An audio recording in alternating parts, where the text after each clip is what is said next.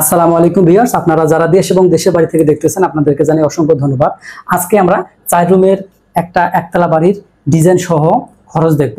অর্থাৎ 4 রুম বিশিষ্ট একটা একতলা বাড়ি নির্মাণ করতে কত টাকা লাগে এবং কোথায় রুমগুলো কিভাবে ডিস্ট্রিবিউশন হবে আমরা আজকে এটা দেখব। অবশ্যই আপনারা ভিডিওটি শুরু থেকে শেষ পর্যন্ত দেখবেন। তো আমাদের এখানে 1 2 3 4 চারটা বেডরুম রয়েছে এবং সেই সাথে আমাদের 1 2 3 তিনটা টয়লেট রয়েছে। দুইটা আমরা অ্যাটাচ দেব আর একটা দেব কমন। সেই সাথে আমাদের এখানে একটা প্রেয়ার রুম বা নামাজের কক্ষ বা আপনারা যে ধর্মেই হোক না কেন সেটা ব্যবহার করতে পারবেন উপাসনালয় হিসাবে। এবং আমরা এখানে একটা কিচেন রুম পাবো। সামনে দুই দিকে দুইটা বারান্দা রয়েছে মাস্টার বেডরুমের সাথে। তো এখন আমরা এই রুমের সাইজগুলো দেব।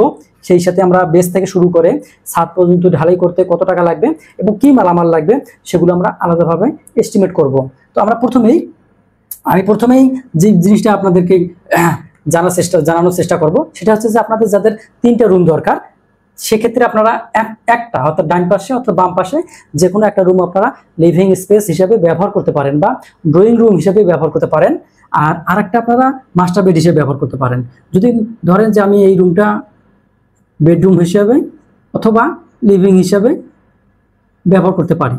এই রুমের সাইজ হচ্ছে 12 ফিট বাই 12 ফিট এবং এটা হচ্ছে মাস্টার বেডরুম। এই বেডরুমের সাইজ হচ্ছে 12 ফিট বাই 12 ফিট। এখন এই রুমের সাথে একটি ব্যালকনি আছে বা বারান্দা আছে। এই ব্যালকনির যে প্রস্থ সেটা হচ্ছে 3 ফিট। এবার আসি, এখানে একটি অ্যাটাচ টয়লেট আছে। এই অ্যাটাচ টয়লেটের সাইজ হচ্ছে 7 ফিট বাই 4 ফিট। এরপর আসি আমরা মাস্টার বেডরুমের সাথে একটি ব্যালকনি রয়েছে। এই ব্যালকনির যে প্রস্থ সেটা হচ্ছে 3 ফিট এবং এর সাথে একটি অ্যাটাচ টয়লেট রয়েছে। এই টয়লেটের সাইজ হচ্ছে 7 ফিট বাই 4 ফিট। এবার আমাদের চলে গেল, এখন আমরা এই সিঁড়িটা কতটুকু দেব। এই সিঁড়ি আপনাদের সুবিধা মতো দিতে পারেন। যদি আপনারা একতলা করেন সেক্ষেত্রে 6 ফিট থেকে 7 ফিট বা 8 ফিট আপনাদের ইচ্ছা মতো আপনারা দিতে পারেন। যদি আপনাদের একতলা করেন সেক্ষেত্রে 6 ফিট দিতে পারেন, সমস্যা নাই। আবার যদি মনে করেন যে আমি এটা 7 ফিট দেবো তাহলে 7 ফিট দিতে পারেন, এটা আপনাদের উপরে নির্ভর করবে। এখন আমরা আসবো আমাদের এই অংশটা। এখানে আমরা কমন টয়লেট, এখানে একটা কমন টয়লেট পাবো আর এই টয়লেটের সাইজ হচ্ছে 7 ফিট বাই 4 ফিট। এরপরে আমরা এই অংশটা নামাজের জন্য রাখতে পারি। তবে আপনারা যারা অন্য ধর্মের আছেন তারা তাদের পূজা রুম বা আরো যে উপাসনালয় থাকে সেই হিসেবে ব্যবহার করতে পারেন, এটা অপশনাল হিসাবে। আর যদি আপনারা চান যে আমার এখানে ফাঁকা থাকবে তাহলে আপনারা ফাঁকা রাখতে পারেন, সমস্যা নেই। এরপর আমরা দেখবো এখানে আমরা এই রুমটাকে চাইল্ড রুম হিসাবে নিতে পারি। তাহলে চাইল্ড বেড, এই বেডের সাইজ হচ্ছে 12 ফিট বাই 12 ফিট। আমরা যদি এদিকে আসছি, এটা হচ্ছে জি বেড অর্থাৎ guest bed 12 feet by 12 feet. আমরা কিন্তু নিয়ে নিলাম 12 ফিট বাই 12 ফিট করে। এই রুমগুলো আমাদের শেষ হয়ে গেল। এখন আমাদের কিচেন রুম থাকবে এখানে। কিচেন রুম, এই কিচেন রুমের সাইজ এখান থেকে আমাদের এই সিঁড়িটা যত জয় ফিট হবে এখান থেকে এটা তত ফিট হবে এবং এখান থেকে এটা আপনাদের ইচ্ছা মতো আপনারা করতে পারেন। 7 ফিট 8 ফিট 6 ফিট আপনাদের যেমন সুবিধা যেমন খুশি আপনারা করতে পারেন। এরপর আসি আমরা এই অংশটা আমরা ডাইনিং হিসেবে ব্যবহার করব।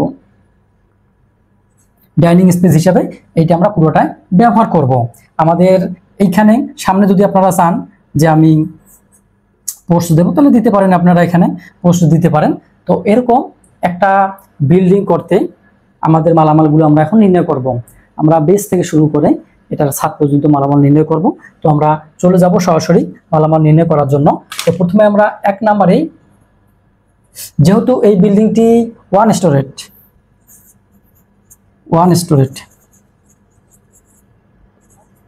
রেসিডেন্সিয়াল বিল্ডিং, সেহেতু আমরা এর নিচে ফুটিংয়ের নিচে সোলিং ধরেছি, ইটের সোলিং।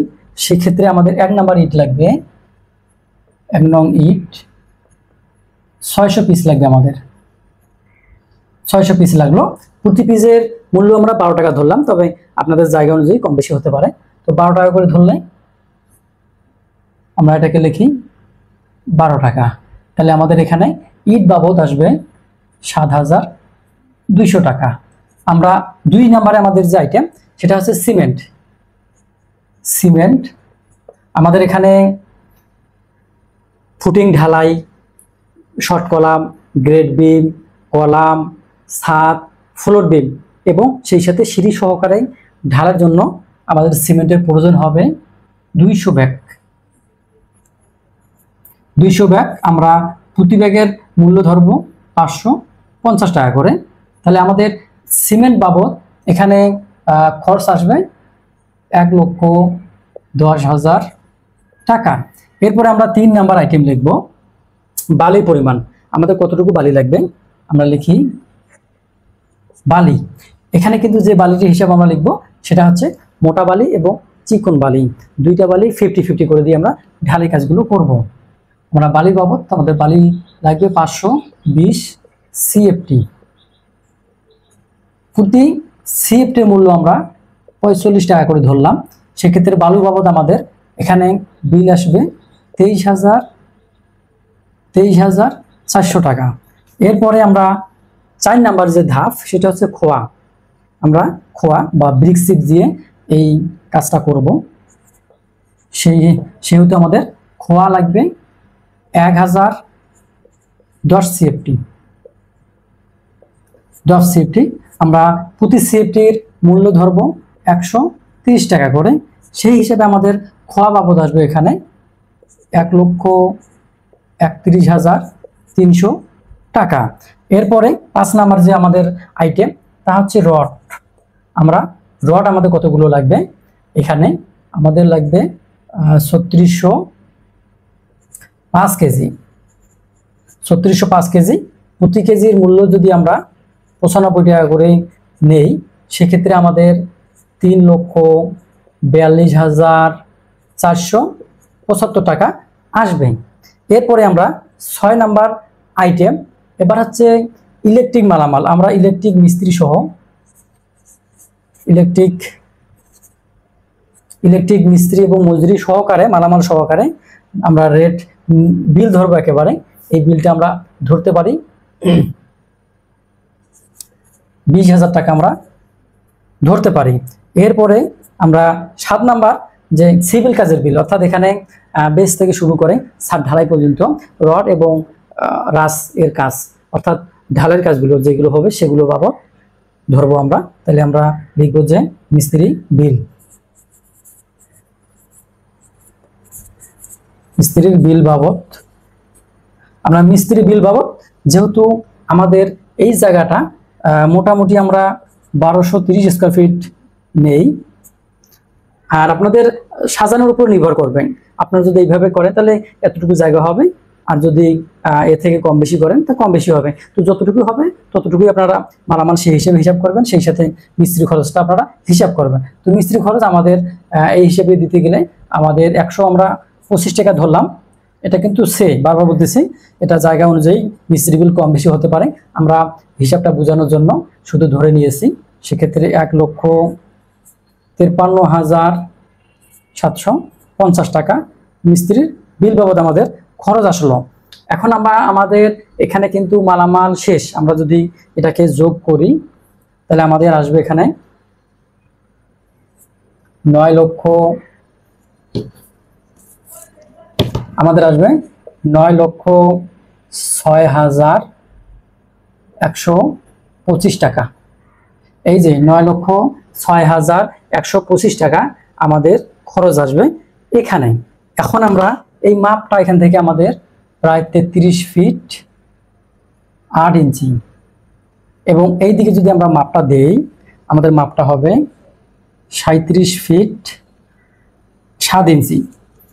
এই হচ্ছে মাপ আমাদের। আমরা যদি এটাকে গুণ দেই তাহলে আমাদের 1230 থেকে একটু কম বেশি হতে পারে।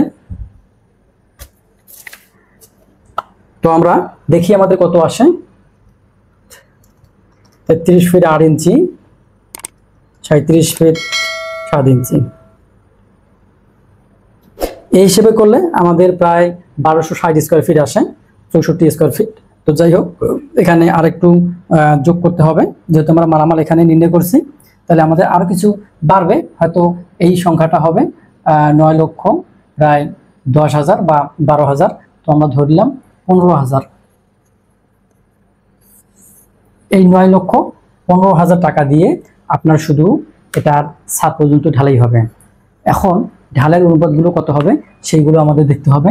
আমাদের রেশিও থাকবে 1, 2, 4।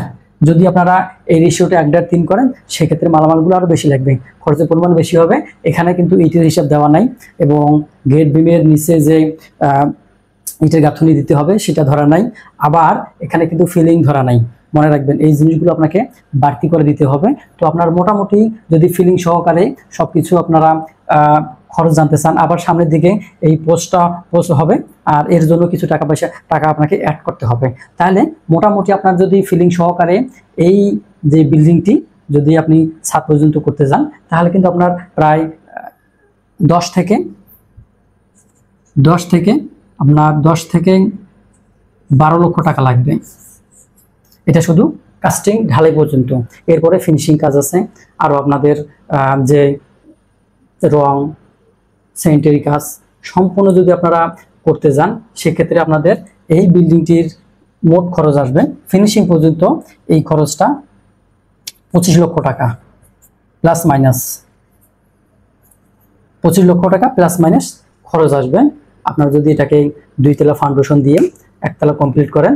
আর যদি আপনারা 1 তলা বিল্ডিং করে 1 তলায় কমপ্লিট করেন সেক্ষেত্রে এই খরচটা কমবে, তখন হয়তো এখানে আপনার 20 লক্ষ টাকা আসতে পারে। তো এই হচ্ছে 20 লক্ষ টাকা দিয়েই আপনি একটা 1 তলা বিল্ডিং পুরো কমপ্লিট করতে পারবেন, যেখানে 4টি রুম থাকবে, 3টি টয়লেট থাকবে, সিঁড়ি থাকবে, কিচেন রুম থাকবে, সামনে ব্যালকনি থাকবে, পোর্চ থাকবে ইত্যাদি থাকবে। তো যাই হোক আজকের মতো এখানেই শেষ করব। আপনারা ভালো থাকেন, সুস্থ থাকেন, আল্লাহ হাফেজ।